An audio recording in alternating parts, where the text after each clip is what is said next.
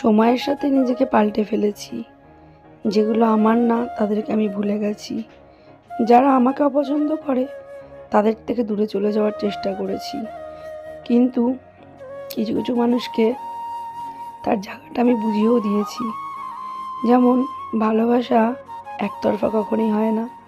তাই আমি শুধু বেসে যাবো, সে শুধু আমাকে দুচ্ছাই করবে, এটা তো কখনো ভালোবাসা নয়। তাই সেই জায়গাগুলো থেকে নিজেকে সামলে নিয়েছি। নিজেকে সামলানোটাই জীবন। তুমি প্রত্যেক পদে পদেই হোঁচট খাবে, হোঁচট খেয়ে পড়ে যাবে, কিন্তু আবার তোমাকেই উঠতে হবে। তুমি যদি ভেবে থাকো তোমার হাতটা ধরে কেউ তোমাকে তুলবে, সেটা তুমি অনেক বড় ভুল ভাববে। কেন, যখন তুমি ছোট ছিলে একমাত্র তোমার পাশে তোমার এই দিনের শেষে মাই ছিল।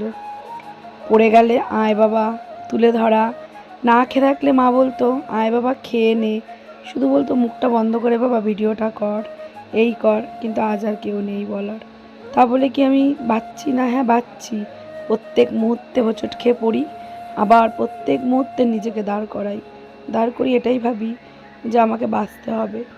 সবার রঙ্গমঞ্চ তামাশা অনেক কিছু হয় আমাকে নিয়ে, কিন্তু আমি কিন্তু আমার কর্মটা করা বন্ধ করিনি।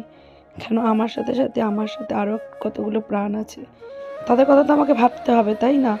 শুধু রঙ্গমঞ্চে রঙ্গ করলেই তার হয় না, কর্মটাও কিন্তু মাস্ট। আর কর্ম যদি তুমি না করো, তোমাকে কিন্তু কখনোই কেউ ছাড় দেবে না।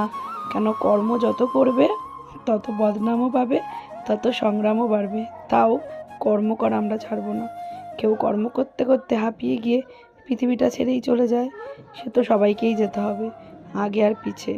কি দরকার নিয়তির সাথে খেলার? নিয়তি যা চাইবে সেটাই হবে।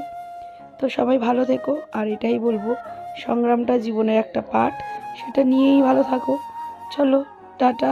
আর একটা ছোট্ট ভিডিও